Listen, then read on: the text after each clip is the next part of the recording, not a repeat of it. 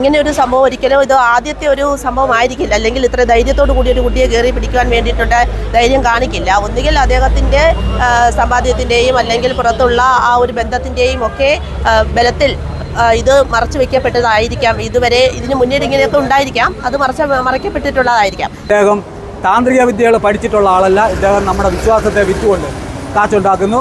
നമ്മുടെ കഷ്ടകാലത്തിന് ചില അയ്യോഭാവികൾ ഇദ്ദേഹത്തിൻ്റെ മുന്നിൽ വന്നു വീഴുന്നു. ഈ നാട്ടിൽപ്പെട്ട ആരും തന്നെ ഇദ്ദേഹത്തിനോട് യാതൊരു വിശ്വാസവും ഇല്ല.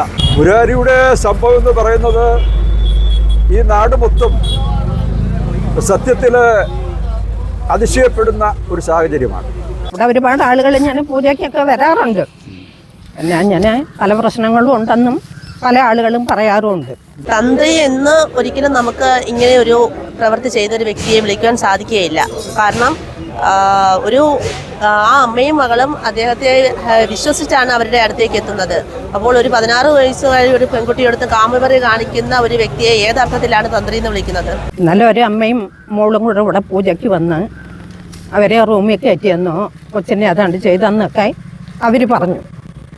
അത്രേ അറിയാവൂ. രാജൻ ബാബു എന്നറിയപ്പെടുന്ന മുരാരി തന്ത്രി.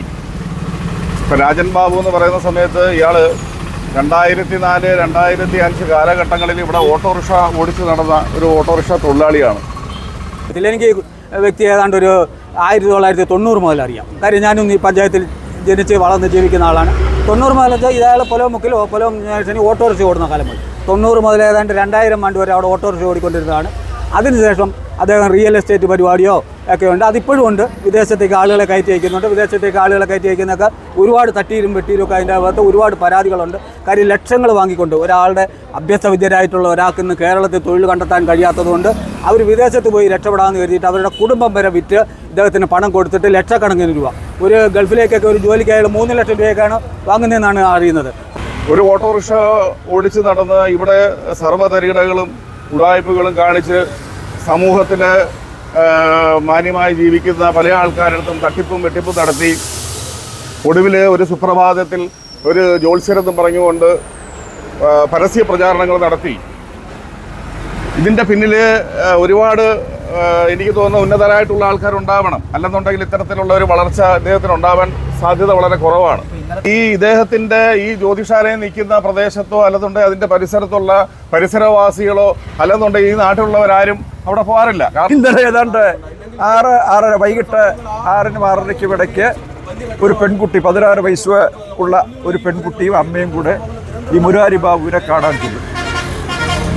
സ്വാഭാവികമായി ഈ പെൺകുട്ടികൾ ചെല്ലുമ്പോൾ ഇദ്ദേഹത്തിന് ചില ചോദ്യങ്ങളൊക്കെ അപ്പം അതൊക്കെ ചോദ്യം നമ്മൾ കേട്ടിട്ടുണ്ടല്ലോ. അപ്പം അങ്ങനെ ഈ പെൺകുട്ടിയും അമ്മയും കാര്യങ്ങളൊക്കെ പറഞ്ഞു എല്ലാം ഞാൻ ശരിയാക്കി തരാം, എല്ലാം ഗംഭീരമാക്കി തരാം. പക്ഷെ അമ്മ ഇങ്ങോട്ട് കയറരുത്, മോളെ കയറ്റിവിടണം പൂജാമുറിയിലെന്നാണ് പറഞ്ഞു. ശരി, അമ്മ സമ്മതിച്ചു. അങ്ങനെ അമ്മ പുറത്തിറങ്ങിയിട്ട് മകളെ ഈ മുറിയിലേക്ക് കടത്തി വിട്ടു. അരമണിക്കൂർ കഴിഞ്ഞു, ഒരു വിവരവുമില്ല. അപ്പോഴാണ് ഒരു അട്ടഹാസം കേൾക്കുന്നത്. അപ്പം അമ്മ വാതിൽ തുറന്ന് നോക്കുമ്പോൾ പുറകളത്തെ വാതിലിലൂടെ മുരാരി ബാബു ഇറങ്ങി ഓടുക. വസ്ത്രങ്ങൾ ഉണ്ടായിരുന്നു എന്നൊന്നും പല രീതിയിൽ പറയുന്നു, പക്ഷെ അതൊന്നും നമ്മൾ സ്ഥിരീകരിക്കുന്നില്ല. എല്ലാവർക്കും നാണക്കേടുണ്ടാകുന്ന ഒരു കാര്യമാണ് ഇന്നലെ അരങ്ങേറിയത്. ഒരു അമ്മയും ഒരു കുട്ടിയും 16 വയസ്സുള്ള ഒരു പെൺകുട്ടിയും ആ കുട്ടിയുടെ ദേഹത്തെന്തോ ബാധയുണ്ടെന്നും പറഞ്ഞാണ് അവരിവിടെ വന്നെന്ന് അറിയാൻ കഴിഞ്ഞത്. അപ്പോൾ 2 മണിക്കൂറിലധികമായി ആ കുട്ടിയെ കാണുന്നില്ല. അങ്ങനെ അമ്മ ചെന്നപ്പോഴാണ് കുട്ടി നിലയും വിളിച്ചുകൊണ്ട് പുറത്തോട്ട് ഓടി വരുന്നതും ഇത്രയും വിഷയങ്ങൾ ഇവിടെ നടന്നതും. പക്ഷേ എന്തായാലും ശരി, നമ്മുടെ ഈ കൊട്ടാരക്കരയിൽ വെണ്ടാറെന്ന് പറയുന്ന സ്ഥലത്ത് ഒന്നും അരീക്കൽ ഭാഗത്ത് നമുക്കൊന്നും ഉൾക്കൊള്ളാൻ വയ്യാത്ത ഒരു രീതിയിലാണ് ഈ സംഭവം തുടങ്ങിയത്. പക്ഷെ അദ്ദേഹത്തിൻ്റെ പഴയ പേര് രാജൻ ബാബു എന്ന ഒരു കൊച്ചു സ്റ്റേഷനറി കടാതി കഴിഞ്ഞ് ഒരു മൈക്ക് സെറ്റൊക്കെ ആയിട്ടിരുന്നത്.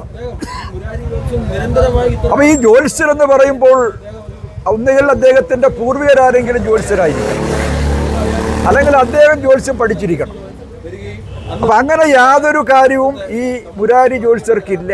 ഈ മുരാരി എന്ന് പറയുന്ന രാജൻ ബാബു എന്നത് കക്ഷി കൊട്ടാരക്കരയിൽ ഓട്ടോ ഓടിക്കൊണ്ടിരുന്നതാണ്.